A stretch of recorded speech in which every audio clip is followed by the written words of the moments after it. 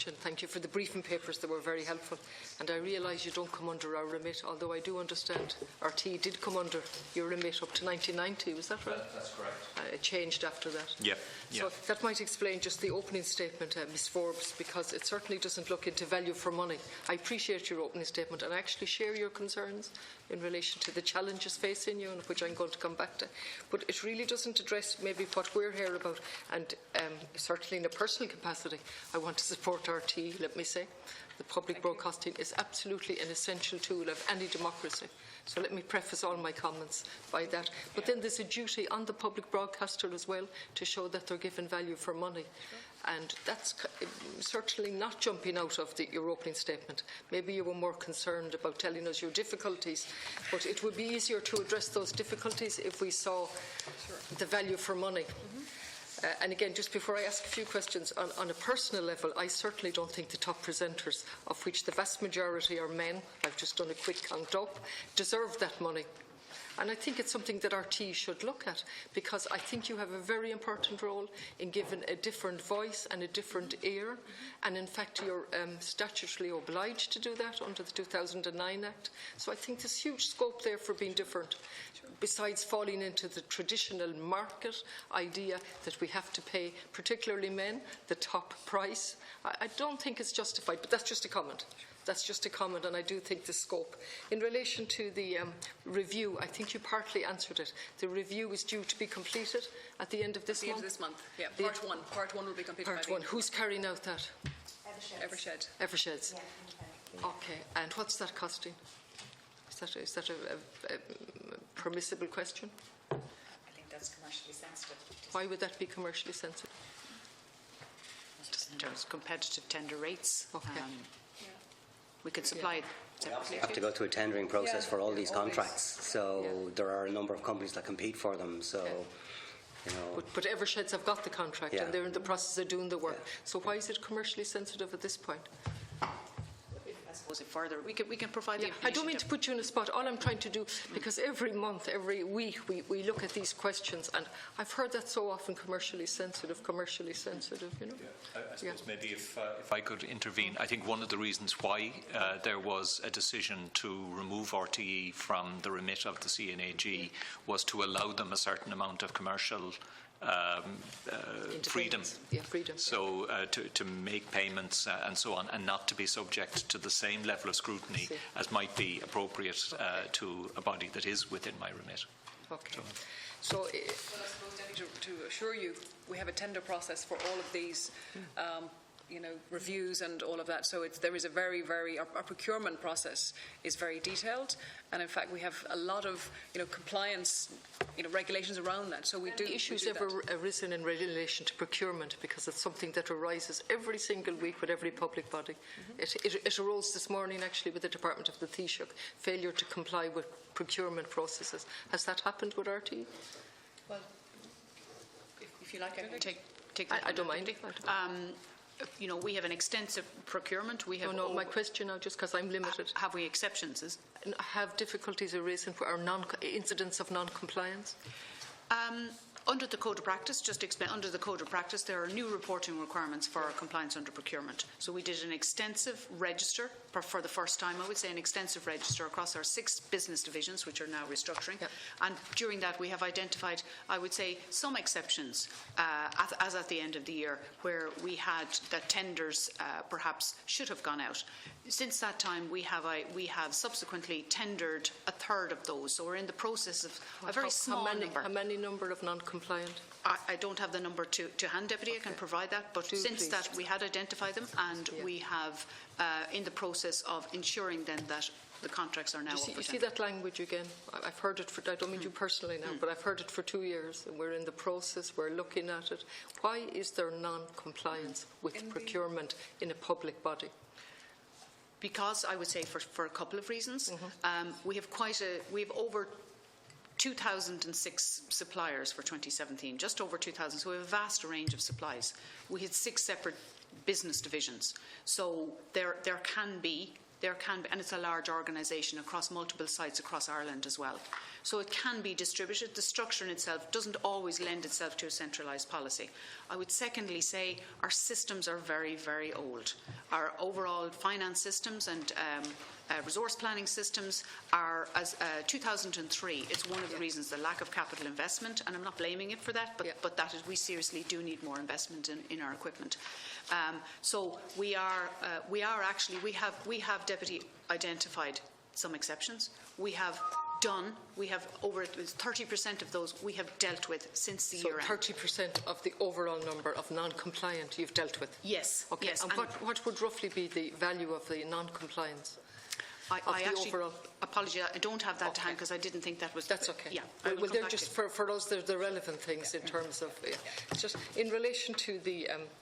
I've looked at the report from the Oireachtas Committee, and it's a very succinct report. It's a large report, but it's actually very succinct. It's made up of appendixes, and there are 10 recommendations. You obviously want all of those implemented, those 10 recommendations. There are none you disagree with in the No, I think they were all. You accept the 10. You want the 10, yeah. And just in relation to that, I'm one of those households. I contribute. You're down €160 because of me in that 24 million that's not collected because I don't. Now again. Níl telefi seagam. Not already. So Bert. So let's just look at this. 15% is the 15% roughly. I think it's somewhere between 14 and 15 is the evasion rate. Correct. And so the 37 million is down. Correct. That's it. You're saying we want that collected. That would make a huge difference to us. That 37 million. Yeah. And in addition, then you want my house and the other houses agus an farshin in san áraibh go mai cadúna sagan. That's the shot. Front page. How do you watch yourself on television? I don't. So you're asking for that as well. That's so that there'll be some type of charge, not based on a device. I suppose, Deputy, the way in which people now consume media has just changed so much, whether it's on your phone. No, I understand all of that. And that's the reason why. So what you're asking for is we can call it anything, but it's not based on a device, not based on a television, a radio, or an iPad. So it's really a recognition of the importance of public broadcasting. Exactly. Yeah, I think you have a role in that yourselves, because I'm open to that, although I'm not open to extra taxation, but I'm open to looking at that just in personal capacity. But you have a role to show how important public broadcasting is. Okay. So I agree, Deputy, and at the moment actually we're running a campaign on our own air, just showcasing, for example, news and current affairs, the depth and breadth that we go to, that wouldn't be done if it wasn't for RTE. Yes, and it seems to me that the value that's attached to a very good presenter should be based on their ability to do that with a very good salary, not of the nature that they're getting, but a person who's in it for that reason, for public service, which is distinctly different than a radio or a television for profit. So, in relation to that, the Oversight Committee, the Oversight Agreement, and you meet with the department, I understand, on a quarterly basis. You answered Deputy Cullinan. Okay, on governance and finance matters, does that cover your obligations under the Broadcasting Act? Do you report on those in that oversight arrangement when you go quarterly? Okay, our oversight arrangements under the Broadcasting Act are they dealt with separately? They are primarily, I would say, there's lots of reporting requirements under the Broadcasting Act, but the main one is the Section 108, I think it is, where it talks about showing the attribution of our licence fee funding by service and also our public service and our non-public service activities. So we deal with that specific report, and it's a very detailed reporting requirement. We deal with it in our annual report, Note 2E and Note 2D, which we've attached, actually, Deputy, in the briefing note that we submitted. It's quite extensive. I have that. But just when you, on the quarterly report to the department, do you talk about your obligations under the broadcast? I'm particularly thinking, for example, on Chonga and Gaeilge. Do you report back on a quarterly basis on your obligations in relation to the Irish language on the television when you're reporting to the Minister? I don't think we go into that level of detail. I think at the quarterly meetings, no. What we do is there will be a lot of, I suppose, discussion on an annual basis. And again, I'm sure, Deputy, you will have concerns about our delivery of Irish language content. Yes, I have concerns about it as well. And what are your concerns? Well, that we're not spending enough money on it. We're spending 25 million on it annually, which is a reduction. Now, having said that, we're providing Nuachtas Gaeilge, we're providing several programmes, we're doing a lot on radio. What several programmes are you providing? And tell me if I'm straining into your the remit you told us not to, but I don't believe I am, because I'm doing it under your obligations. So tell me it's a combination of Nuacht, which we provide for RTE and for TG Cahir. We have programmes along the lines of Scannell, for example. Scannell. Yeah. And then throughout the year, we will do certain programmes that are theme related. We had one fairly recently on women in the GAA, for example. Now, is it enough? Very short one, wasn't it? I don't think so. It's actually very good. It was very good. It was very good. Now, I think, and again, when we submitted our strategy document to the BAI for the next 5 years, one of the areas that we felt that would be the beneficiary of the collection of the licence fee to its required level would be Irish language programming. It's something am I wrong? I'm on record for saying I believe that you're using the Irish language. I believe the Irish language is not on top of your list, and that you're using it because I see your serious troubles in relation to finance, and that you're using the Irish, and it's suffering inappropriately, particularly your decision not to, the proposal to tape the news, the Irish Nuacht, to tape it beforehand and not to run it live. That didn't happen, Deputy. No, I'm delighted. Tommy Harvey Buick nar Harlishe. Vi Sherinchen Agav Yenev. It was your proposal to do that. So I'm using that as an example. If that was the first thing to go when you were in trouble, it's worrying that your understanding of your obligations under the 2009 Act. If that was a proposal that you were seriously considering to tape the Irish news because the English news was more important and deserved better scope, and correct me if I'm wrong, so you were going to tape the Irish news and run it as a taped news service, that was the first item that was going when you were restructuring. I think without kind of going into detail of it, that wasn't... The reason for that was nothing to do with the Irish news. It was actually about location and where it was to be filmed, which has now been resolved between ourselves and TG Cahir. That was the issue there. So... Did you understand whatever the issue was? No, I do. I absolutely understand But the consequence of what you were doing was going to tape the Irish news. That directly goes against your obligations. Can I say something on this? Because I don't mind at all.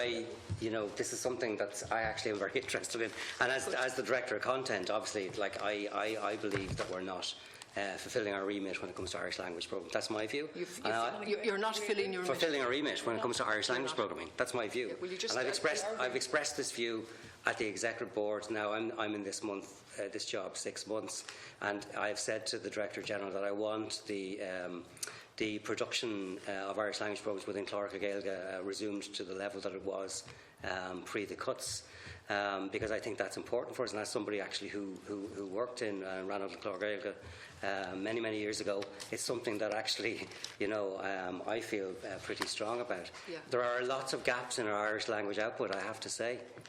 Radio 1's Irish language output isn't stellar, I would say. Now, we did pilot a programme recently with Dahi O'Shea and Maura Duran, and I would hope to get that on air.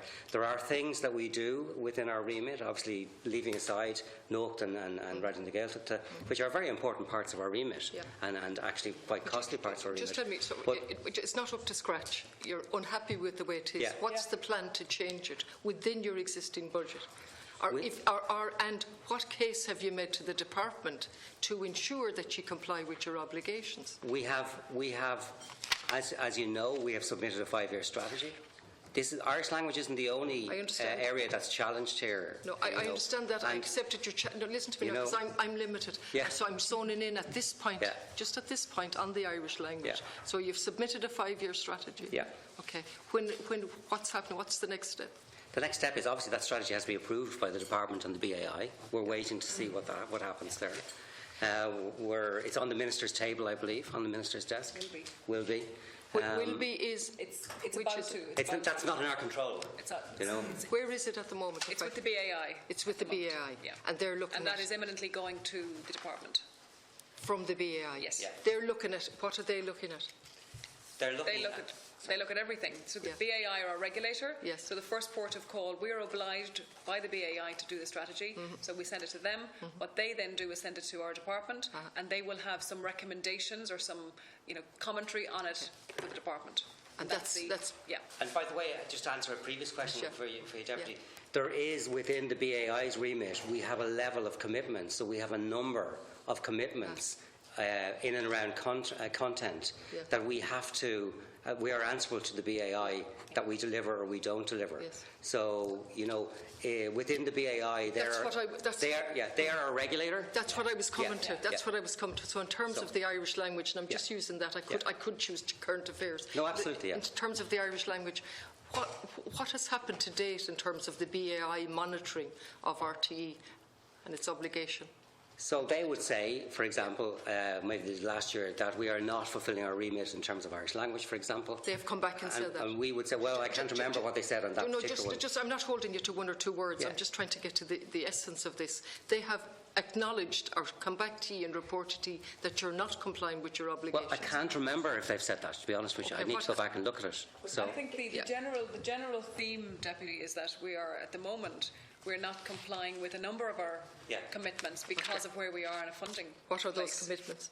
Just specifically, Deputy, can I just refer to, again, in our annual report, one of the commitments, one of the annual statement of performance commitments that I mentioned earlier and that Jim is speaking about, relates to one of the commitments we made was that our R&G audiences, we would reach out to new audiences outside the Gaeltacht and abroad and set commitments for that, which was to grow, listened yesterday, among 35 to 54-year-olds, to grow that, and also to maintain weekly share at a specific level.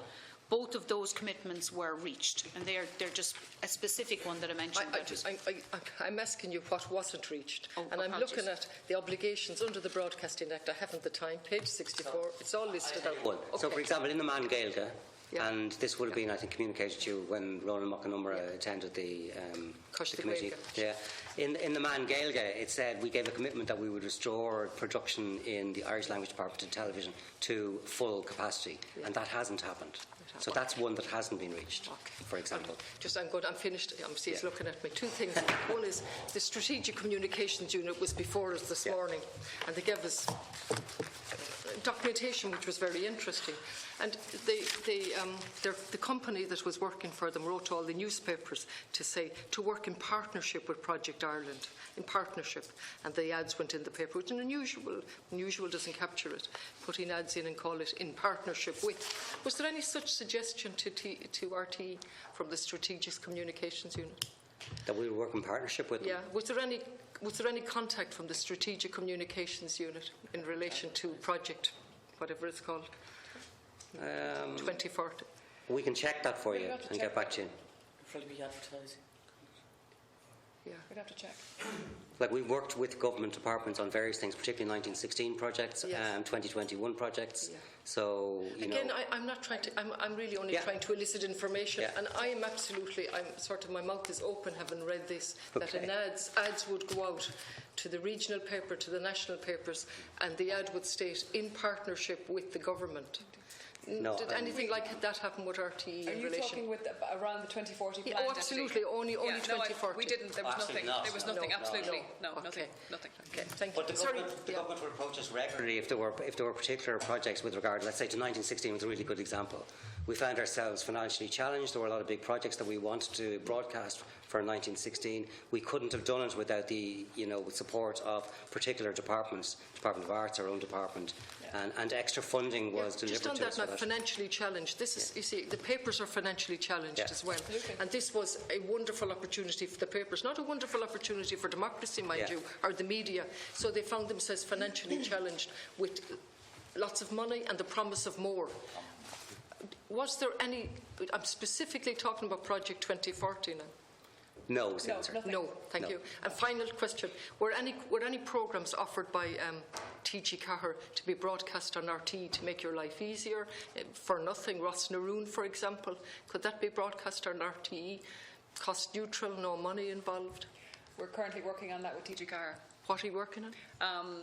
We are looking to take some of their programming and broadcast them on RTE. We have a protocol arranged with TG Cahir, so we are obliged to provide content to TG Cahir on a regular basis. Yes. And as part of that, we are also looking at what could also help TG Cahir in terms of branding. So that's what I'm asking you, and the reverse that they'll be giving you. Exactly. But that is currently, it should hopefully be, I would say, up and running by the autumn.